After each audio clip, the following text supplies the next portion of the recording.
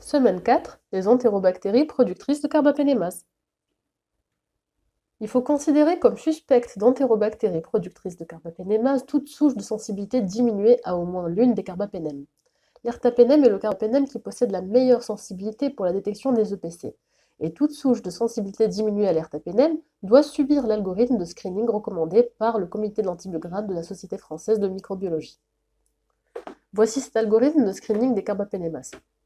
En gros, si vous avez une souche de sensibilité diminuée à l'ertapenem, donc le diamètre autour du disque d'ertapenem est inférieur à 25 mm, vous allez regarder le disque de ticarcilline acide clavulanique. Si le diamètre est inférieur à 15 mm, vous passez au disque de thémocyline. Si la souche est résistante à la thémocyline avec un diamètre inférieur à 15 mm, vous vérifiez l'identification. S'il ne s'agit pas d'une entérobactérie du groupe 3, vous devez réaliser un test de confirmation de carbapénémase. Dans le cas contraire, si le diamètre autour de l'ertapenem est supérieur à 25 mm, vous allez regarder le disque de méropenem ou d'imipenem. Si le diamètre n'est pas inférieur à 22 mm, il n'y a pas de carbapénémase.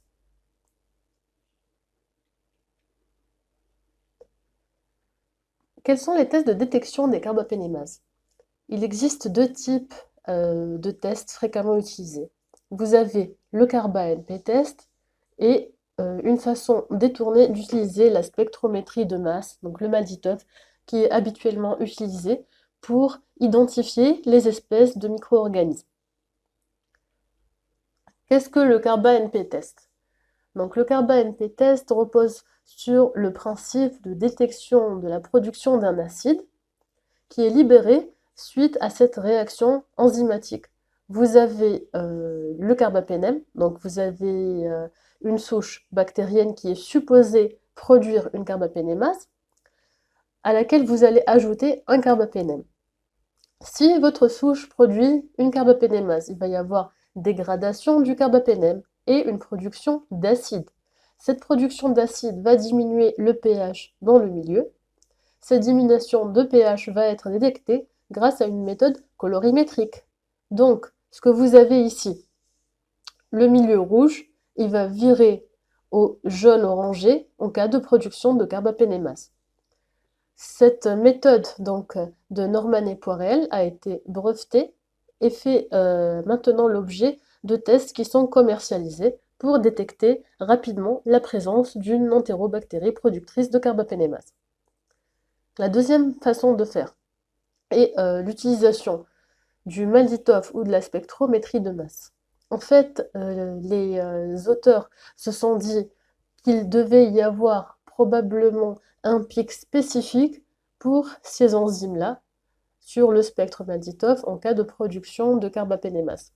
Donc voici différents exemples qui vont mieux vous expliquer ce qu'on veut dire par là. Ça, c'est le spectre MALDI-TOF de l'imipenem seul. Donc voici le spectre ici. En cas de souche qui produit une céphalosporinase, vous allez toujours garder l'imipenem, le spectre de l'imipenem, vu qu'il n'y a pas de dégradation de l'imipenem. La souche BLSE, avec un autre spectre, ne va pas influer sur le pic de l'imipenem. Par contre, quand il s'agit d'entérobactéries qui produisent une carbapénémase, vous allez avoir à chaque fois la disparition du spectre du carbapénem et l'apparition de pics de métabolites. Et en fonction du spectre de ce métabolite, on peut aussi classer le type de carbapénémase. Ici, c'est un spectre spécifique d'OXA48, ici, un spectre spécifique de KPC, et ici, un spectre spécifique de NDN. Il faut dire aussi que l'avantage de cette méthode pour ceux qui ont déjà un automate MALDI-TOF dans leur laboratoire est le fait d'avoir une spécificité et une sensibilité de détection des EPC de 100%. Parlons maintenant de la classification des carbapénémases. Donc, cette classification repose sur la classification d'Ambler. Pour les carbapénémases de classe A, par exemple KPC, il existe des inhibiteurs. Donc l'acide phénylboronique va vous permettre d'identifier les KPC. Les carbapénémases de classe B ou métallobêta-lactamases, comme par exemple IMP, VIMP, NDM, etc., sont inhibés par le DTA ou l'acide dipicolinique. Les carbapénémases de classe D, comme les OXA48, n'ont à ce jour pas d'inhibiteur connu. Donc voici des images d'antibiogrammes sur lesquelles on a utilisé les disques Roscoe combinés ou bien les bandelettes combinées. Cette méthode repose sur la synergie avec les inhibiteurs de bêta-lactamase. Donc ici, c'est l'exemple d'une métalloenzyme, donc une carbapénémase de classe B, qui est inhibée par l'acide dipicolinique à gauche. Donc là, vous avez le disque de méropenem seul, le disque de méropenem plus acide boronique, méropenem plus cloxacilline pour détecter une éventuelle céphalosporinase, et méropenem plus acide dipicolinique. Vous voyez très bien qu'il y a une augmentation du diamètre d'inhibition autour du disque combiné avec l'acide dipicolinique. Donc il s'agit bien d'une métalloenzyme. On peut faire ce test aussi avec des disques, donc d'imipenem seul, avec au centre un disque contenant de l'EDTA. Vous voyez, comme pour les BLSE, il y a cette image de synergie, donc en bouchon de champagne. Sinon, comme pour les BLSE aussi, vous avez les bandelettes combinées E-test. D'un côté, vous avez l'imipenem, d'un autre côté, vous avez l'imipenem plus EDTA. Et vous voyez que pour les métalloenzymes, il y a une diminution significative de la CMI lorsque vous l'associez à l'inhibiteur qui est le DTA. Ceci est une souche de KPC, donc une classe A, qui est inhibée par l'acide boronique. Donc toujours la même chose, vous avez un disque de méropenem seul, un disque de méropenem avec acide dipicolinique, méropenem acide boronique et méropenem plus cloxacilline.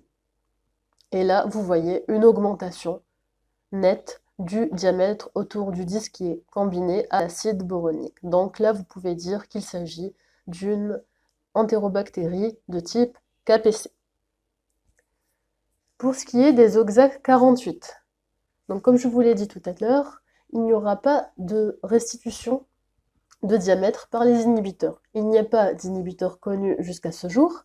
Par contre, on ajoute le disque de thémocyline parce qu'on sait que les OXA48 sont généralement contacts avec ce disque-là. Donc elles sont résistantes à la thémocyline.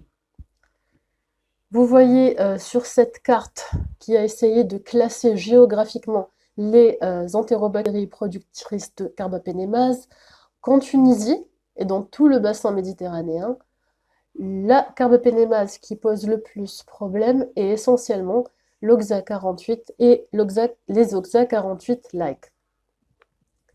Donc ici, je vous ai mis le tableau recommandé par le CASFM-CAST pour l'interprétation des tests phénotypiques de classification des carbapénémases. Donc là, vous voyez bien que c'est standardisé, c'est quantitatif, donc il faut avoir, par exemple, pour les métallobêta-lactamases, une augmentation du disque de plus de 5 mm, pour l'acide phénylboronique de plus de 4 mm, etc.